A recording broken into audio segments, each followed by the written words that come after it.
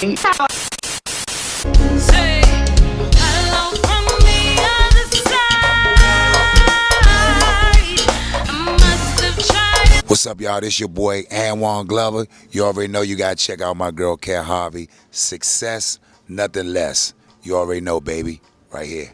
Hey, what's up, world? I'm Kat Harvey, CEO of Success Nonetheless. Today, I'm thrilled to have a legend beside me. He needs no introduction. Not only is his voice is perfect, but he's always pouring into people and definitely putting DC on the map. And you guys seen him on Showtime, Law and Order, Scream Queens. I mean, I can just go on and on about him. He is the owner and leader of the renowned go-go band Backyard. So without further ado, please welcome Mr. Anwan Glover, also known as Big G. How you doing? Hey, it's blessed. I'm blessed to be here. Good to see you today. Awesome. So, as we were talking before the cameras rolling, tell people, what have you been up to? Oh man, basically just chasing the casting scene, television scene. Also in the studio working with my band Backyard. Right now I just got picked up on a show called Deuce, HBO flick. It's going to be a series based in the mid-70s. I play a kid named Leon. It's going to be a treat.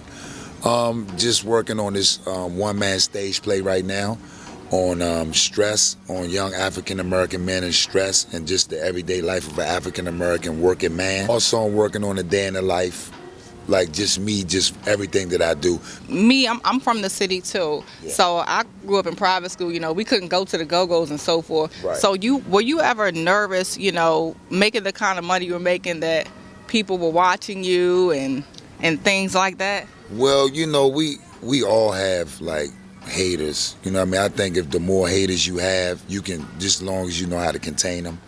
People been watching me for years, like I've been through troubled times and I changed my life and washed my hands and hanging out in the street. I really didn't pretty much pay attention to that, but I did keep an eye and an ear open. But it's like right here in your city, you have to be aware of your surroundings at all times. And that's anywhere you go. I want to talk about your pops real quick. Okay. The legendary Mr. Chuck Brown. So what's the one thing that he kind of told you that you kind of had to change about yourself for you to be where you are right now? Oh man, my surroundings, keeping positive people around me at all times. I remember one time when I was on, I think, third season of The Wire, and I caught a gun charge. And he met me at Starbucks, and he had a couple of dollars for me for my birthday. And he was like, "Are you a fool or you just don't care about life?" And he kind of threw a curveball to me, and I had to catch it. And I was like, "Well, I care about life, and sometimes I do act a fool." And he was like, "Well, I have to really tell you today is I don't want you to be that one that they say coulda." I really pumped my brakes after that.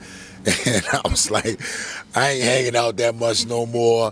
It's kind of it's addictive, like in our little city, man. The party scene and just being out and being popular, and But Chuck really set me down. He was like, "Look, I thought he was gonna be like, let me just smack you," but he was like, "Look, really, like, get yourself together. You are on a path to being great." So I just like really toned it down a lot, and that day. It was like one of those days that you have to be great in what you do. And that day was that day of it was the day before my birthday. I think it was like May 4th. How are you able to transition, from music while still being yourself to, getting in that different circle where now, you're with Showtime and Scream Queens and so forth? Man, it's crazy. It's kind of like you have to like take 2 steps back sometime just to like get yourself prepared for the studying. And like with me on TV, like, who would think G would be on Channel 5? You know what I'm saying? Scream Queens. I was like so excited when I got it. It was a little role, but little roles turned to big roles. Just being around the directors, and like they always say, "Anwan, why you don't want to be relaxed in your trailer?" I always want to be behind the scene because I want to be able to direct one day. Being in that circle, you have to know how to articulate yourself when you're around certain people. You got to know how to catch the pass. When they talking about this, you got to be able to jump in. So I'm always preparing myself. Have you ever thought about doing your own movie? And if so, what part of your life would you have done over?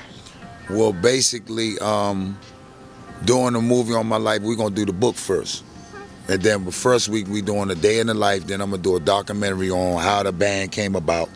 And then I want to actually do the movie. What I'll change about I don't think I'll change nothing. really, but just me having a better relationship with my dad. Why? Because me and my dad didn't have a relationship. He was incarcerated majority of my life, and when he came home from jail, he didn't try to get that together.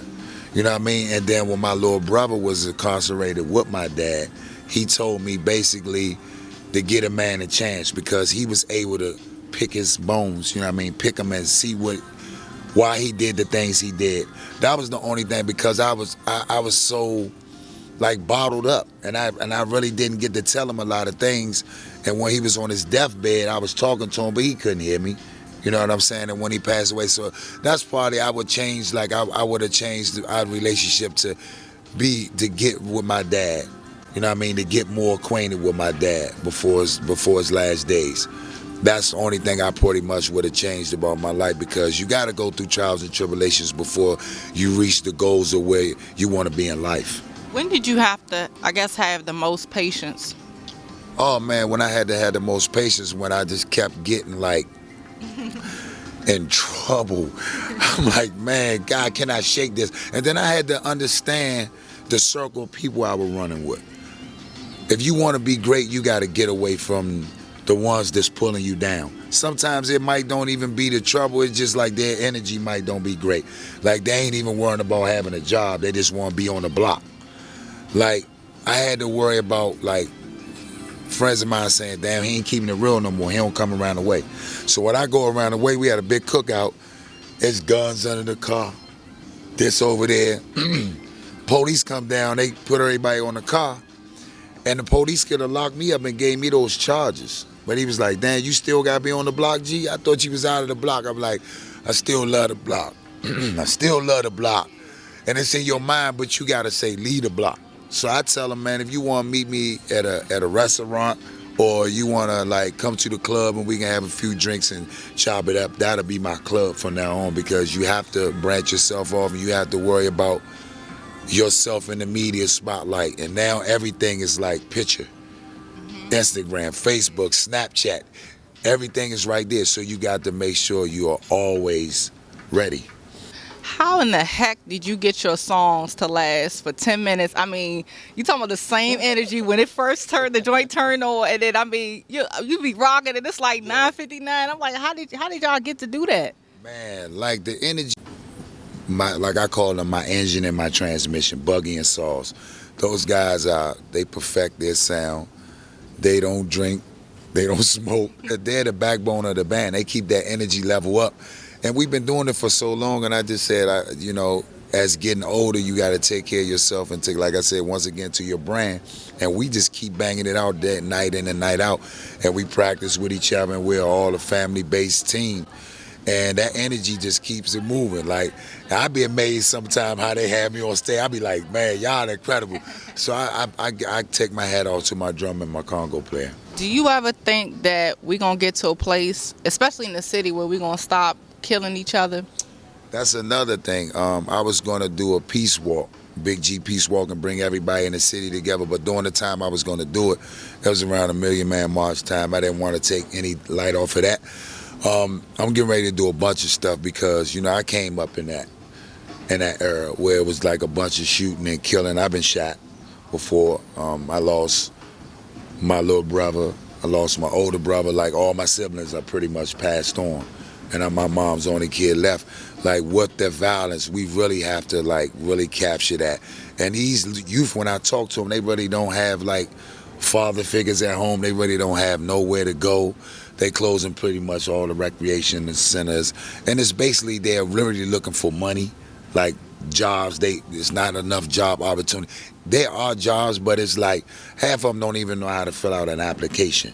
I think we need to grab these youth and just show them a little bit more. You got to love them. You can't just love them during election time and then let the kids go after election time, because basically that's what all the politicians do. They love you to death when it's election time, and then they just go about their everyday life after they get in the seat, and they can capture whatever they want to capture in the city and get whatever they want to get done with the rich people. But we need to really grab the violence in the city, and they really not caring about the women.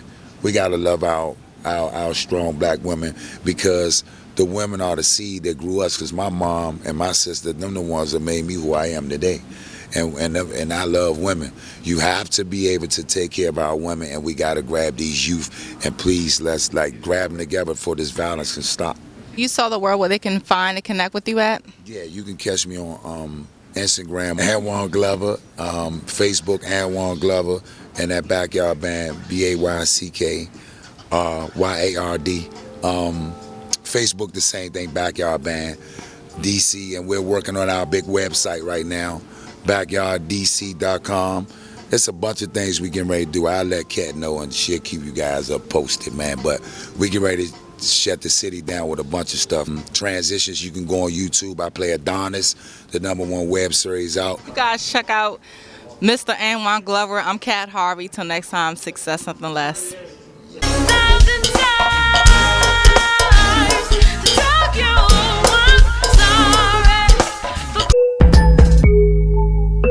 I'm sorry.